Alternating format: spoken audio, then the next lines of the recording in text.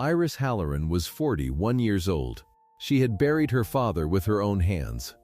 She dug the grave herself in the cold March ground because the men were late and the coffin could not wait. And on the day they signed away the farm, her brother handed her a broom and told her to wait outside while the men did the business. She did not argue. She did not raise her voice.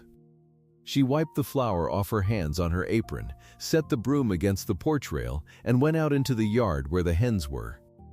A year later, they gathered at the family table. 11 relatives, all of them her blood. And her brother Chainer stood at the head of it with a deed in his hand, a deed to the very land she had kept alive through the dust years, and it carried a stranger's name now. Iris asked to see it, just to see it. And Chainer laughed and said, loud enough for all of them, "This is lawyer's work, Iris, not for a woman who talks to hens." They laughed with him, every one of them. What none of them knew was this.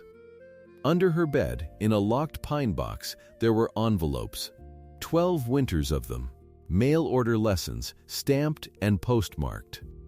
From a law school she had never told a living soul about. Della called them her church letters and never once looked inside. If you believe respect is earned in silence, this story is for you. Before we go on, do me one small thing. Subscribe and in the comments tell me the town you're watching from. I want to see how far this story travels. Just the name of your town. That's all. Now sit back, because this one takes its time, and it's worth every minute. Ashgrove, Kansas, the spring of 1936. The dust years were thinning at last, though nobody dared say so out loud yet, for fear of jinxing the rain that had finally started to come. The sky over the Halloran quarter section had gone from that flat brown murder color back to a washed and tender blue. Birds again. You forget how much you miss birds until they come back. The farm sat on Sattler Creek. 160 acres. A quarter section, they called it. It had been in the family since Josiah Halloran drove a wagon out from Ohio as a young man and put his mark on the land office papers and never left. His mark. Remember that word. Iris was the daughter who stayed. There is one in most families. The one who does not marry, or does not marry well, or simply does not go. Her brother Chainer went to town. He wore a collar and sold feed and later insurance and told everyone he was a man of business. Her sister Della married a fen, and the Fens had a 2-story house on Cedar Street with a piano nobody played. Della got the piano and the standing. Iris got the farm and the father. She had nursed Josiah through his long dying. 2 winters of it. The cough that would not leave, then the cough that brought up worse than air. She turned him in the bed when his own weight became a cruelty to him. She read to him at night, though he could not read himself, and he loved to hear the almanac best, the tables and the tides of a sea he had never seen. She kept the stove going and the hens laying and the 1 milk cow alive when the grass burned to nothing and the neighbors were selling their stock for pennies. She was plain. There is no soft way to say it, and she would not have wanted a soft way. Her face was long and steady. Her hands were a working woman's hands, red at the knuckle, strong across the palm. She wore her hair pulled back because loose hair gets in the churn and in the wash and in the way. She did not laugh much, but when she did it was a real thing, low and quick, and gone. The town took her plainness for dullness. That was the town's mistake, and it was a large one, and it would cost some of them dear before the year was out. Because here is what the town did not know. On rainy afternoons, when the fields were too wet to work and the dust years let up long enough to let a woman go to town, Iris went to the courthouse. Not for business, for the books. The county kept its deed books on a long shelf in the recorder's room, and the clerk, a mild man named Pettibone, let her sit and read them, because she asked so quiet and put every book back exactly where it lived. She had read them all, every recorded deed in the county, every mortgage, every release, every quiet title decree going back 60 years. Pettibone thought it was the strangest hobby he had ever heard of. But she never bothered anyone. And she found him a filing error once that saved him an afternoon, and so he let her be. Near the end, Josiah gripped her hand. His hand had gone light as a bird by then, all bone and paper. He looked at her a long time, the way the dying do, when the small talk is used up and only the true things are left. "You've got your mother's steadiness," he told her. "And something I never had, girl, I don't know the name for it. But I've watched you find it." She held his hand and did not answer, because there was nothing to say to a thing that true. Now here is the piece of it you must hold on to. Josiah Halloran could not write. He had never learned. He grew up breaking sod, not letters. And by the time there was leisure for schooling, he was a grown man and too proud to sit with the children. So all his life, 60 years of it, Josiah Halloran signed his name with a careful X. He signed the store ledger that way. He signed the mortgage that way, back when the bad years forced him to it. He signed his own last will that way. With the preacher and the neighbor watching to swear, it was his mark and his intent. An X. A plain, careful X, made slow, with the little cross strokes even, because he was proud of it and would not make it sloppy. 60 years. Every paper he ever touched. An X. Remember that too. Josiah died in the first week of March 1935. The county recorded it. Buried March the 5th. Iris dug the grave, as I told you, because the men were late and the ground was hard, and she would not let her father wait in the parlor a minute longer than he had to. Chainer arrived after, in his town coat, and stood at the graveside and wept the loud, easy tears of a man who had not done the work. Della came in a black hat with a veil and got mud on her good shoes and said so, twice. For a year after, things went quiet. Iris ran the farm. The rains began to come back. The wheat she'd gotten into the ground that fall came up green in the spring of 1936, the first honest green anyone had seen in years. She stood at the fence line one morning and looked at it and let herself think, just for a moment, that the worst was behind them. Then Chainer came out from town in a borrowed automobile, and a stranger came with him. The stranger's name was Thaddeus Ord. He wore a gray suit and a stick pin, and he looked at the land the way a butcher looks at a hog, measuring the parts of it. He was from the Meridian Land and Cattle Company, and Meridian bought up quarter sections cheap in counties where the families had been beaten down enough to sell. Ord did not shake Iris's hand. He nodded at her the way you nod at the help. Chainer had a paper. He was full of himself and the paper both. He spread it on the kitchen table, on the oilcloth Iris scrubbed every morning. And he told her the news like it was a gift he was giving her. The land was sold, the whole quarter section. Sold to Meridian for $2,400, and wasn't that a fortune in a year like this, and wasn't he clever to have gotten it? Iris asked him how he could sell what wasn't only his. And Chainer smiled and showed her the other paper. The deed. A deed dated March the 24th, 1935, conveying the entire Halloran quarter section from Josiah Halloran to his son Chainer. For $1, it read, and for natural love and affection. Signed at the bottom in a fine flowing hand. Josiah Halloran, it said, in letters that swooped and curled. Pa left it to me, Chainer said. Right and legal, signed and notarized. You can keep your things. You've got 30 days to be off the place. Iris looked at the signature a long moment. That fine flowing hand. Those swooping letters. She said nothing. The family came out that Sunday to celebrate, if you can call it that. Della and her husband, cousins and aunts, and a great-uncle who smelled of camphor.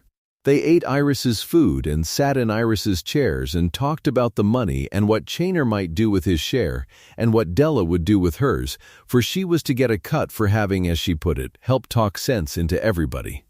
Iris moved among them and filled the coffee cups and said little, and they let her, because that was what she was for. At one point, Della went into Iris's room for a shawl, the little back room where Iris slept, and she saw the pine box half out from under the bed where Iris kept it. Della nudged the lid up with her toe and saw envelopes, a great many envelopes, tied in bundles with string. "What's all this?" Della called. Iris came to the doorway with a dish towel in her hands. "Letters," she said. Della let the lid drop. "Her church letters," she announced to the room, laughing. "Iris and her church letters. Leave her be, she's got so little." And she took the shawl and went back to the money talk. They were not church letters. In that pine box, tied in bundles by year, were 12 winters of correspondence lessons in the law. Mailed to her under a plain brown wrapper, addressed to a box at the Ashgrove post office so no one at the farm would see. Contract, property, evidence, wills and estates, the law of deeds and their recording. And her own notebooks, a dozen of them, indexed in her small, even hand, with the statutes copied out and her notes crowded into the margins. 12 winters. After the chores were done and her father was asleep and the lamp was hers alone. That is where Iris Halloran had gone. All those years the town thought she was doing nothing, being nobody. But she said only letters and let them think church and went back to the coffee. The signing was set for the following week. Silas Renner would come out. Renner was the town attorney, Chainer's man and Ord's man both, a comfortable lawyer who had never once had his work questioned by a farmer and did not expect to start now. Everyone would sign the papers that quit the family's claim, and the money would be paid, and it would be finished. They gathered at the table again. The same 11, near enough. Renner at the head with his portfolio and his fountain pen. Ord by the window with his hat on his knee, Chainer presiding, warm with his own importance. And Iris, when the papers came around, asked to see the deed. Just to see it. She said it plainly. "I'd like to see the deed, please, before I sign anything away." The room went quiet the way it does before laughter, that little indrawn hush. Chainer set down his coffee. He looked at his sister the way you look at a child who has said something quaint. And then he delivered the line that 11 people would remember for the rest of their lives, though not in the way he meant it. "Sit down, Iris." He was smiling. He wanted them all to enjoy it with him. "This is lawyer's work, not for a woman who talks to hens. Go on, it'll be the shortest speech in Kansas." And they laughed. God, how they laughed. Della loudest of all, her hand to her chest. The great uncle wheezed. Even Renner allowed himself a lawyer's dry chuckle, and Ord smiled at the window without turning around. Iris did not cry. She did not color. She waited, with her hands folded in her lap, for the laughter to run down the way a wave runs back off the sand. Then she reached out and took the deed. She read it, not fast. She read it the way she read the almanac to her father, taking each line as its own thing. The date. The recital of $1 and natural love. The fine swooping signature. The notary's seal below it, stamped and inked. She read it once, all the way down. Then she set it back on the table, square to the edge, and folded her hands again. "The hearing's the 12th, she said. "I'll be there." That was all. That was the whole of her speech. They laughed harder. Chainer shook his head at her, half fond, half pitying. "The hearing's a formality, Iris. Judge signs what's put in front of him. You come if you like. Bring your hens." More laughter. She let it wash over her and did not add a word. She got up and refilled the coffee cups, even Ord's, and the business went on without her, and the papers were signed by everyone whose signature Chainer wanted, and the afternoon closed with the family well pleased and Iris in the kitchen with the dishes. But something had shifted in her, at that table, that none of them saw. It had shifted when she read the deed. Because Iris Halloran had spent 12 winters learning to read a document the way a doctor reads a wound, and when her eyes crossed that fine flowing signature, something in her went cold and still and certain. She had seen that. Not that hand, that defect. She had studied it in her lessons 100 times over, the oldest crack in the oldest kind of fraud. And here it was on her own father's stolen land, sitting in front of 11 people too busy laughing to look. She said nothing. Of course she said nothing, when had saying anything ever served her. That night, when the house was empty and the last automobile had rattled off down the section road, Iris lit the lamp in her back room and drew the pine box out from under the bed. She unlocked it. She lifted out the bundles by year and set them on the quilt, and she found the notebook she wanted, the one on deeds and their recording, and she turned to the pages she had copied out by lamplight years before. The Recording Act, the Acknowledgement Statute, the law of who may convey and when and how, and what makes a deed good and what makes it void. She read her own small handwriting, her own margin notes, the little arrows she'd drawn to herself years ago. Void ab initio, she'd written once and underlined it. Void from the beginning. A thing that was never good, that no amount of time or trust could make good. Then she took out the deed's photostat. Chainer, careless, had left the family a copy of it, sure that a copy in a woman's hands could do nothing. Iris laid it beside her father's old mortgage, the one from the bad year, the one he'd signed to save the farm and paid back dollar by dollar. 2 signatures, side by side, in the lamplight. On the mortgage, an X. A plain, careful X, the cross strokes even, made slow and proud. On the deed, Josiah Halloran, in a fine flowing hand, every letter of it, swooping and sure. She sat with the 2 papers for a long time. The lamp hissed. Out in the dark, a killdeer called down by the creek. And Iris Halloran understood, all the way down, what had been done to her father and to her. A man who signed his own will with an X, who signed everything with an X for 60 years. Who could not have written his own name to save the farm and never once pretended he could, had somehow, 3 weeks after they buried him, written it in full. In a fine, flowing hand.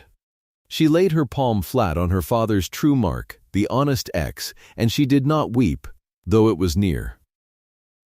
"You've got something I never had," he'd told her. She knew now what he'd meant. And she was going to spend it. She told no one. That was the thing they would never have believed of her, that she could hold a thing this large and this hot behind that plain, steady face and give away nothing. But she'd been holding things behind that face her whole life. This was only the biggest. She did not tell Della, who would have run to Chainer. She did not tell the cousins, who would have talked. She did not go to Chainer himself, because you do not warn the man you mean to break. She did the thing she had learned to do in 12 winters of study, which is the thing lawyers do and farmers rarely think to. She went and got the proof. The morning came up clear. Iris did her chores first, because the hens do not care about deeds and the cow does not know a hearing from a hymn. Then she put on her good dark dress, the one from her father's funeral, and she pinned her hair, and she took her worn satchel down from the peg. She walked out to the road and turned toward town. 6 miles into Ashgrove. She walked it. She had no automobile and would not ask for a ride and did not want anyone knowing where she was bound. It was a fine morning for walking, the first true warmth of the year, the ditches greening, the meadowlarks going up out of the grass ahead of her one at a time. She walked steady, the way she did everything, and she thought as she walked, laying out in her mind the order of what she would need and in what order she would need it. The courthouse in Ashgrove was a square limestone building with tall windows and a flag. Iris climbed the worn steps and went in out of the sun, and the cool stone smell of the place closed around her. The smell of old paper and floor wax and time. Pettibone was at his counter in the recorder's room. He looked up and his tired face opened into a real smile, because he liked her. This quiet reading woman who never bothered a soul. "Miss Halloran," he said. "Been a while. Come for the deed books?" "Not today, Mr. Pettibone." She set her satchel on the counter and folded her hands on it. "Today I've come on business. I'd like to file a paper, and then I'd like to see some records." He blinked. "Business," he said, as if the word surprised him coming from her.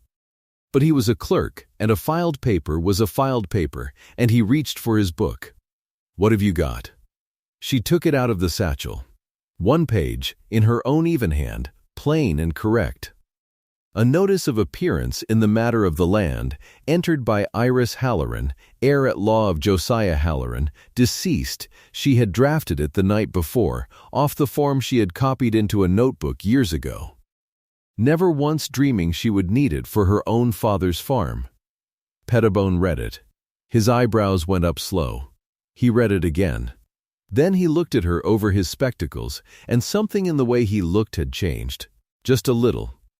The way you look at a person you thought you knew and find you did not. "You drew this yourself?" "I did." "It's..." He tapped it. "It's right. It's exactly right." He stamped it, entered it in his book, and gave her the receipt, and he did it a shade more carefully than he'd have done for anyone else, because a small alarm had gone off somewhere in the back of his clerk's mind. "Now what records?" she told him. She wanted the certified copy of the recorded deed, the one dated March the 24th.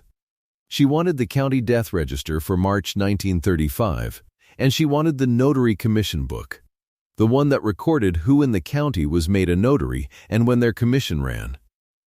Pettibone set the books out on the long table where she had spent so many rainy afternoons. He did not ask her why. Maybe he half suspected. He left her the lamp, for the day had clouded over, and he went back to his counter and left her to her work. Iris opened the death register first. She ran her finger down the column of the dead, and there he was, in the county's own official hand. Josiah Halloran. Died March the 3rd. Buried March the 5th, 1935. She copied the date into her notebook, though she would never forget it, for she had dug the grave. Buried March the 5th. Then she opened the certified deed and found its date. March the 24th, 1935, 19 days. 19 days after they put him in the ground, Josiah Halloran had signed away his farm. She sat very still and let that sit in her, the cold enormity of it, and then she wrote it down, plain. The way you write down a fact you mean to use and not a wound you mean to nurse. Last she opened the notary commission book. She found the seal on the deed, read off the notary's name, and turned the pages of the commission book to find him. She ran her finger down the entries, year by year, name by name. And there. The little alarm in her went off too, silent and sure. The notary whose seal sat on her father's forged deed, whose stamp made the thing look lawful and recordable, had not been commissioned in 1935 at all. His commission had been issued the following year. She read the date twice to be certain. She checked the seal against it. She copied the entry, the page, the chapter of the statute that governed it, into her notebook, in her small, even hand. 3 dates. That was all she needed. 3 dates and the 2 signatures and the sections of the law she carried in her head the way other women carry the words of hymns. A dead man's date. A stranger's hand where an X should be. A notary who was not yet a notary. She worked until the lamps were lit, and Pettibone came to say the office would close. She thanked him and closed the books and set each one back exactly where it lived, and she put her notebook in her satchel and buttoned her coat. At the door she paused. Pettibone was watching her, and there was a question in his tired face that he was too polite or too unsure to ask. "Miss Halloran," he said finally. "The 12th. That land hearing. You'll be there?" Iris Halloran settled the satchel on her shoulder. Outside, the town lamps were coming on one by one, and the evening had gone soft and blue over the limestone steps, and 6 miles of road waited for her in the dark. "I'll be there," she said. And she went out into the evening, and she told no one, no living soul, what she carried home in that worn satchel down the long dark road to the farm. The 6 miles home were flat and dark, and she walked them alone, the way she had walked every hard thing in her life. The satchel bumped her hip. The stars came out. She did not think about the hearing. She had thought about it enough, planned it down to the order in which she would lay each defect before Judge Cordell, the section she would cite, the register she would ask the clerk to open. That work was done. What was left was the 11 days between now and the 12th, and she would spend them the way she spent everything, quietly, without announcement, without asking anyone's permission. She got home after 9. The kitchen was dark except for the low burn of the stove. She set her satchel on the top shelf of the pantry, behind the canning jars, and did not bring it out again that week. She fed the chickens in the morning. She mended the fence along the near field. She put up the last of the pickled beets and labeled the jars in her father's hand. No, in her own, which was his now, she supposed, or would have to be. On Saturday, Della came. She arrived in the Ford that her husband Edgar had not wanted her to take. And she came into the kitchen the way she always came in, with a purpose that looked like a visit. She set a pie on the table, dried apple, because it was what she had, not because it was what Iris liked, and she sat down and looked around the kitchen at the things that had always been there and were going to have to be moved. She said Chainer had found a place for some of the furniture with a family in Dodge, and there was a farmhand who might want the treadle sewing machine. She said it in that careful, regretful voice she used when she had already decided something and only needed the other party to nod. Iris put the kettle on. She said, "I've got coffee." "The lawyer says it's all quite settled," Della said. "I know it's hard, Iris. I do. But this is Chainer's to sort out, and he's sorted it." Iris poured the coffee. She set a cup in front of Della and sat down across from her with her own. "All right," Iris said. Della looked at her. She had expected something, argument or tears, or the tired, silent reproach Iris sometimes deployed, that look that made Della feel 10 years old and wrong about everything. She had not expected nothing. Nothing was harder to answer than nothing. "You'll come and stay with us after," Della offered. "We've got the room over the porch." "Thank you," Iris said. They drank their coffee. Della looked around the kitchen again. It was then that she noticed the hem of Iris's good wool skirt, the gray one she only wore in town, draped over the drying rack by the stove. There was a fine pale dust on it, the particular limestone chalk of the courthouse floors. "You were in town?" Della said. "Returning library books," Iris said. Della looked at her a moment longer than she needed to. Then she laughed, the small, easy laugh of a woman who cannot quite imagine her sister having anything in particular to do. "Well," she said, "you always did love your reading." She left before 3. She took the tin of sugar that she said she'd lent Iris in July, and she drove back the way she'd come, and if some small thing nagged at the edge of her mind, the courthouse dust, the steadiness in Iris's face that had not looked like acceptance, she did not pull at it. She did not want to pull at it. Iris stood at the kitchen window and watched the Ford until it turned out onto the road and disappeared in a rise of tan dust. 4 days to the 12th. The 4 days did not hurry. They never do when you are waiting for them. Iris kept to her chores. She milked the cow at first light. She mended the fence along the south line where the wind had worried a post loose. She fed the hens and gathered what few eggs the hens saw fit to give. And every night, after the lamp was lit, she took the pine box from under her bed and opened it and read. She was not studying now, she knew it all.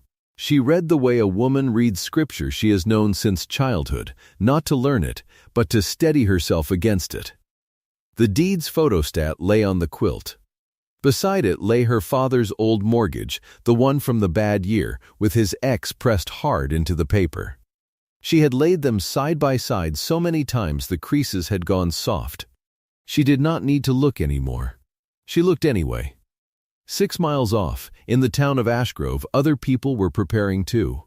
Silas Renner had his office on the 2nd floor over the bank. He kept it warm and he kept it orderly, and on the evening of the 10th he sat there with Thaddeus Ord across the desk and a bottle of good rye between them. Ord was a heavy man in a good coat. He had come out from Kansas City on the noon train, and he did not intend to stay in Ashgrove 1 hour longer than the land took to settle. "The referee," Ord said. "Tell me about the referee." "Cordell," Renner poured. "County man. Careful, slow, but fair. And that's what we want. He reads what's put in front of him and he signs it if it's clean. Ours is clean. You're certain. The deed's recorded. The chain's whole. Chainer took title from the father. Chainer conveyed to your company. The money's in escrow. Renner lifted his glass. There's nothing to hear at this hearing, Mr. Ord. It's a formality. We put the paper on the table. The heirs get their chance to object. No heir objects, Cordell confirms. You're plowing by April. There's a sister, Ord said. The one who won't quit the house. Renner smiled. There are 2 sisters.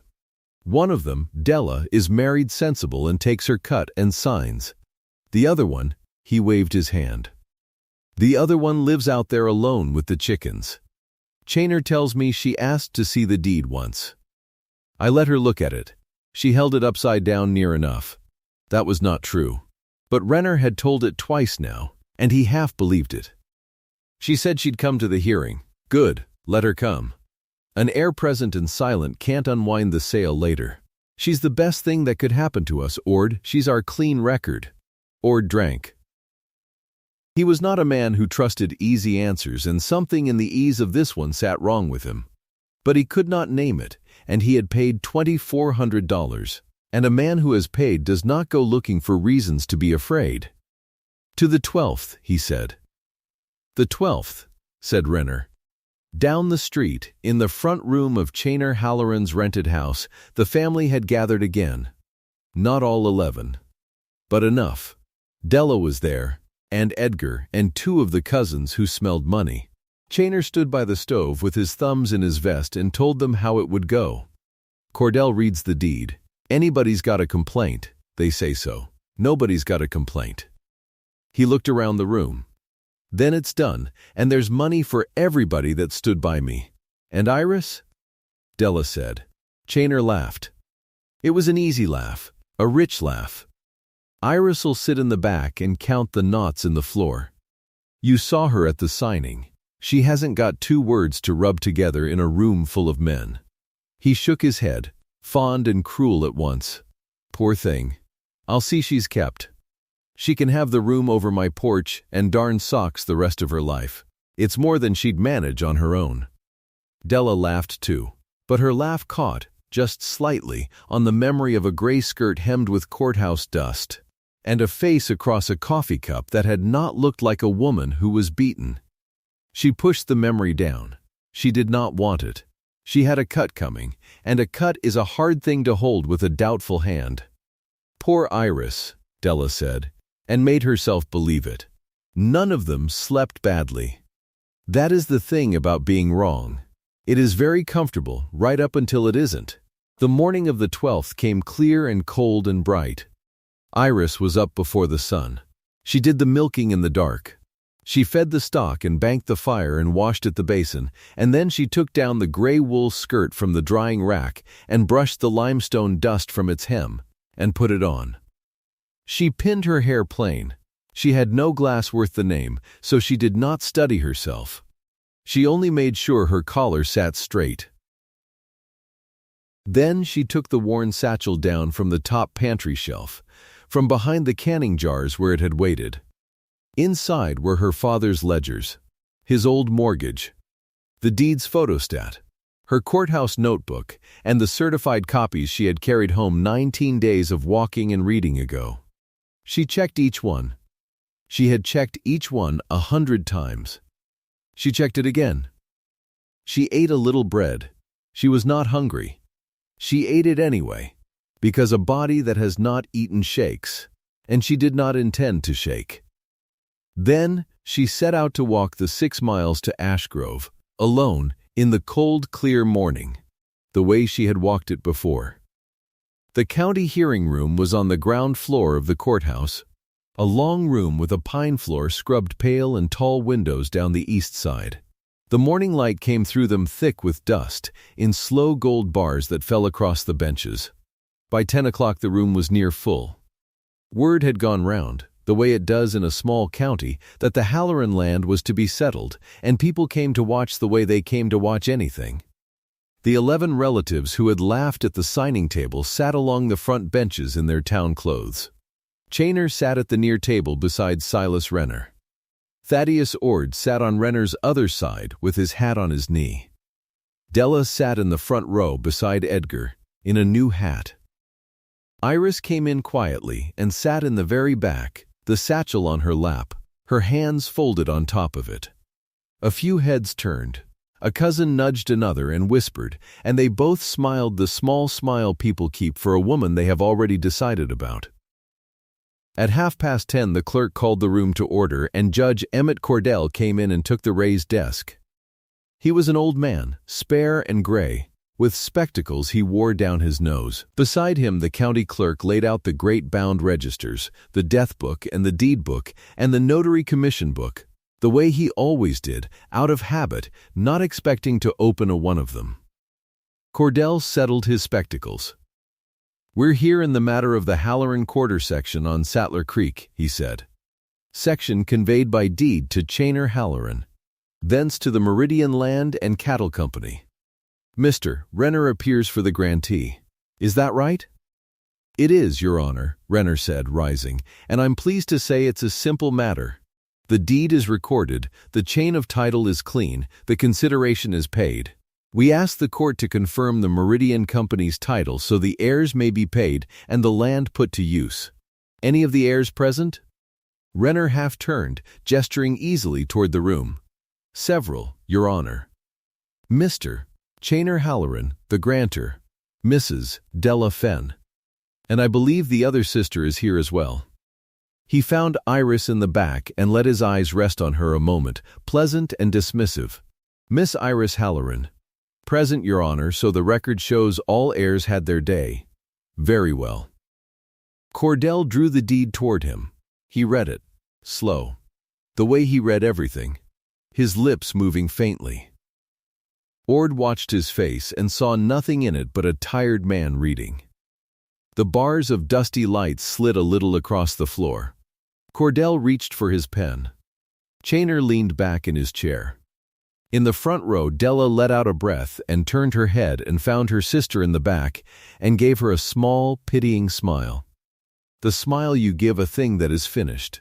And Iris stood up. The pen stopped in the air. She did not stand quickly. She stood the way she did everything, without hurry, and she was so plain and so quiet standing there in her gray skirt in the back of the room that for a moment no one understood what it meant. Cordell looked up over his spectacles. "The heir wishes to be heard?"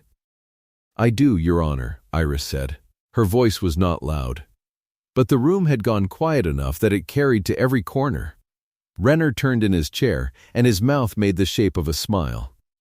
"Let the plain one speak, then," he said, and said it half to the room, so the room would share the joke. And the room did. The laughter started along the front benches, low and easy. The same laughter that had filled Chainer's parlor at the signing table. A cousin laughed into his hand. Della laughed because the others did. Chainer laughed loudest of all, big and warm, and said, not quite under his breath, "This won't take long." Iris waited for it to stop. She had waited a long time. She could wait a little more. When it had died away, she said, "I've a few things to lay before the court. It won't take long, like my brother says. May I come forward?" Cordell looked at her a moment. Something in the steadiness of her had caught his old, careful attention. "Come forward, Miss Halloran." She walked up the aisle with the satchel.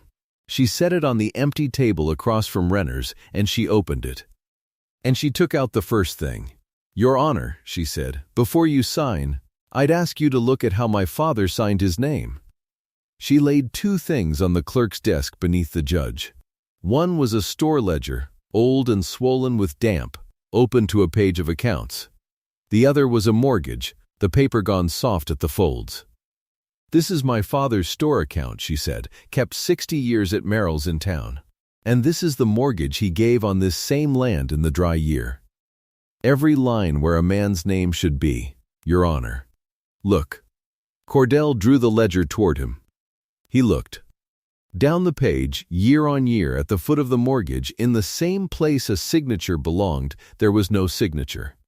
There was only, each time, a careful, heavy X.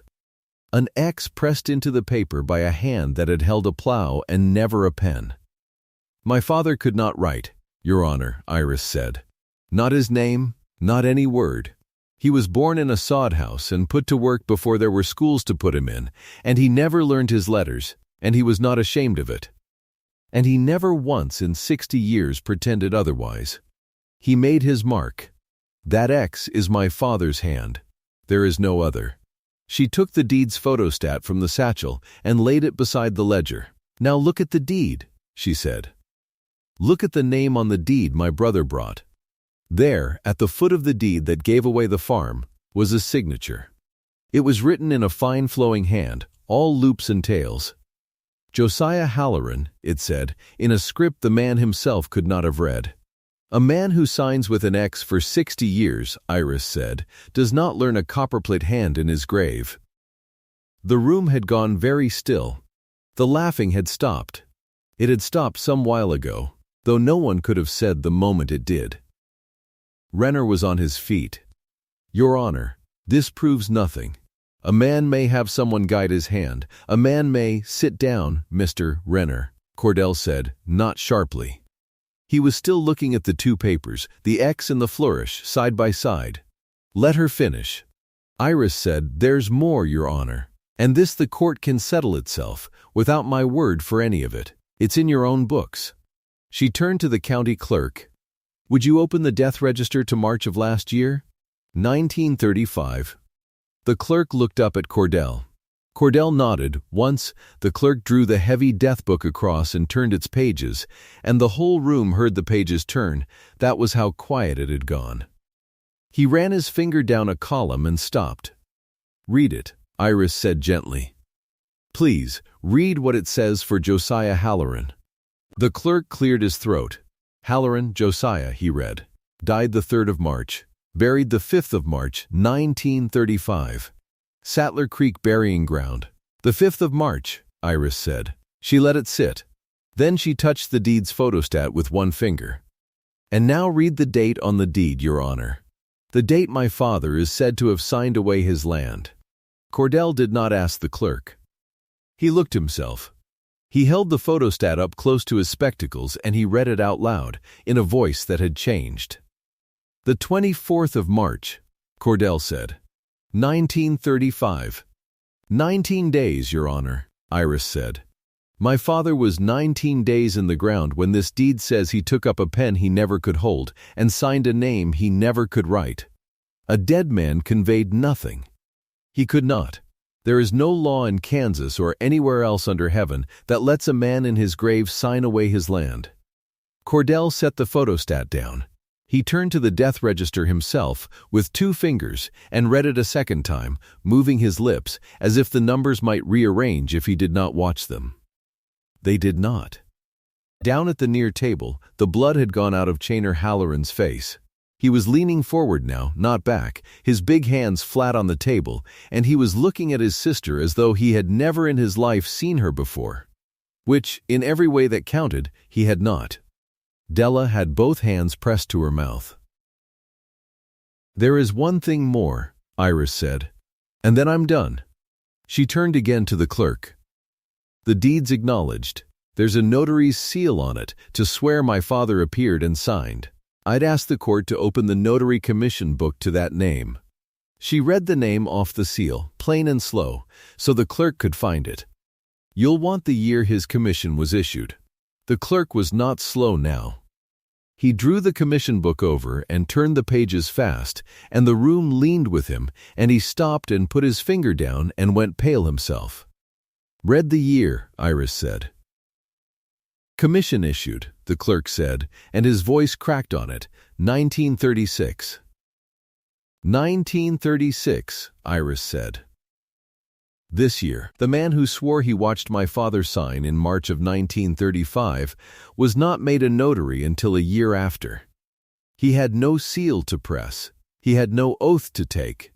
An acknowledgment taken by a man who is not a notary is void, Your Honor, and a deed with a void acknowledgment cannot be lawfully recorded. That's the Recording Act, Chapter 67, Article 2. Section 221 of the General Statutes. I can give you the page if the court would like it. Cordell took his spectacles off. He looked at the plain woman standing at the table with her father's ledgers under her hand, and he was quiet for a long moment, and the whole room was quiet with him. "Where did you study, Miss Halloran?" he said at last. It was the only time she explained herself. She did not draw it out. She did not look at her brother, or at Renner, or at the benches full of the people who had laughed. "By mail, Your Honor," she said. "A correspondence course, out of the city. A dozen winters.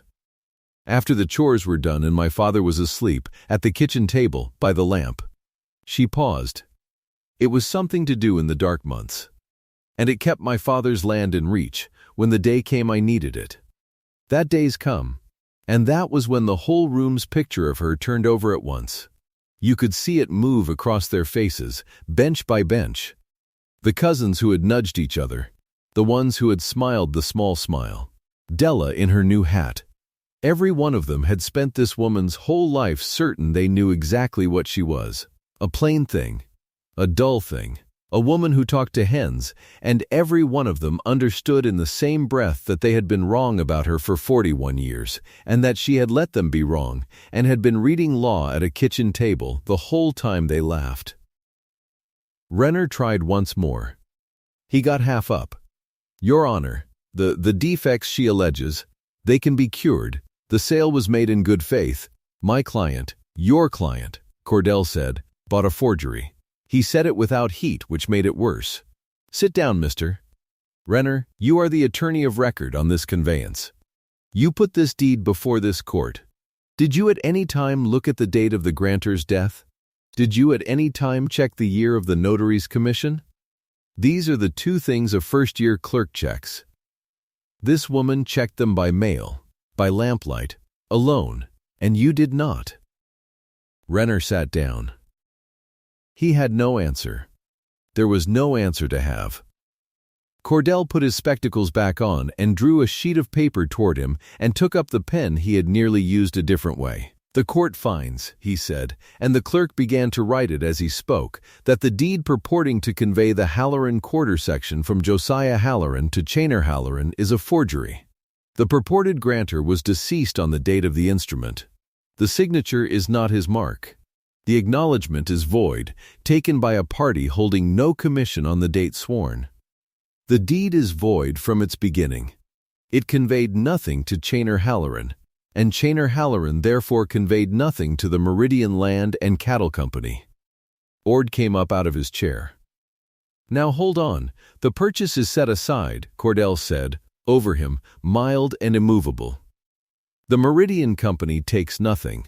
Its remedy, if it has one, is against the man who sold it a forged deed, not against this estate." Ord turned on Renner, his heavy face dark. "You told me it was clean. You told me it was a formality. $2,400, Renner. Where's my $2,400? Renner had nothing. He opened his mouth and shut it, the way he had at the start, and no sound came out of it either time. "There is the matter of the forgery itself," Cordell went on. He looked at Chainer now, and for the first time there was something cold in the old man's voice. "Mr. Chainer Halloran, you presented this instrument to this court as genuine. That is a matter for the county attorney, and I am binding you over to him. You will not leave the county." Chainer had stopped looking like a man with his thumbs in his vest. He had gone gray and loose in the face. He looked at Iris, and he tried to find something to say.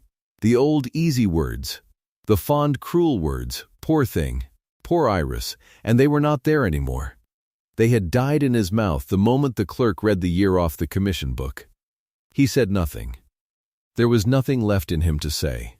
And then Iris did the thing that no one in that room expected, least of all the ones who thought they had her measured.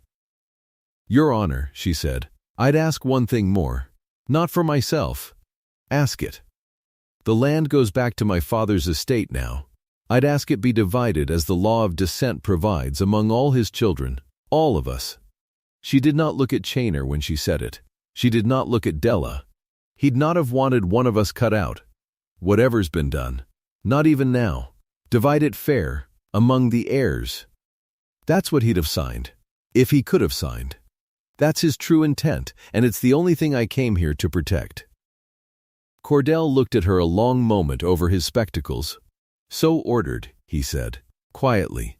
"The quarter section is restored to the estate of Josiah Halloran to be divided among his lawful heirs, share and share alike." He set down the pen. "Miss Halloran, in 30 years on this bench I have not seen it done better by a member of the bar. The court thanks you." She only nodded. She gathered her father's ledgers and the old mortgage and the deed and put them back in the worn satchel, one at a time, careful, the way she did all things. She closed the satchel. And she turned to leave. And the room got to its feet. Not all at once. It began with the old clerk, who stood without quite knowing he was doing it. Then Cordell rose at his high desk, which a judge does for no one. Then one of the cousins in the front, the one who had laughed into his hand, stood up red-faced and looking at the floor. And then the whole room was rising, bench by bench, the 11 who had laughed and the townsfolk who had come to watch a plain woman be nothing. All of them getting slowly to their feet as Iris Halloran walked back down the aisle with her father's papers under her arm. She did not gloat. She did not look at a single one of them in triumph. She met no one's eye to make them pay. She had not come for that. She walked out through the tall doors into the cold bright noon, the same plain quiet woman who had walked in, only now every soul behind her knew what that plainness had been carrying all along. Della caught her at the door. "Iris," she had her hand half out. Her face had come apart. "Iris, I never knew I know," Iris said, not unkindly. "You never did." And she went out, and let the door swing shut behind her, and walked the 6 miles home in the sun. The rains came good that year, at last. The dust years were breaking all across the plains, and Sattler Creek, which had run to cracked mud for so long you forgot the sound of it, filled again in the spring of 1936 and ran clear over its stones. The Halloran quarter section greened. All 160 acres of it went to wheat, and the wheat came up thick, and it was held now in the family's name by the referee's own order, divided fair among the heirs, the way a dead man who signed with an X would have wanted it. Iris kept the home place, her share of it, and worked it as she always had. But the evenings were different now. She sat, most nights, at the kitchen table under the lamp, the same table where she had bent over mail-order lessons for 12 winters in the dark.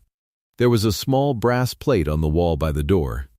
The county clerk had had it made for her and would not take a cent. Iris Halloran, it said. Notary Public. Ashgrove, Kansas. They came to her now. That was the strangest thing, and the truest. The same neighbors, the same townsfolk. They lined the porch on a Sunday with a paper in their hands, a contract, a will, a deed, a mortgage they did not understand and were afraid to sign. And they waited, patient and hat in hand, for the plain Halloran sister to read it over and tell them plainly what it meant and where the trap was hid. Because it had gone round the county now, the story of the 12th of March, and there was not a soul in Ashgrove who would put his name to a page anymore without Iris Halloran had read it first. The rest of them she heard about. Now and then, the way you hear of weather in another county. Chainer wrote to her once from the county work farm. It was a long letter and a low one, and it asked for things, the way his letters always had. She answered it. She answered it once, and plainly, and told him the land was divided fair and his share was waiting for him honest, which was more than he had left her, and she signed it with her whole name in a plain, steady hand, because she could write hers, and always could, and had only never seen the need to make a show of it. She did not write again.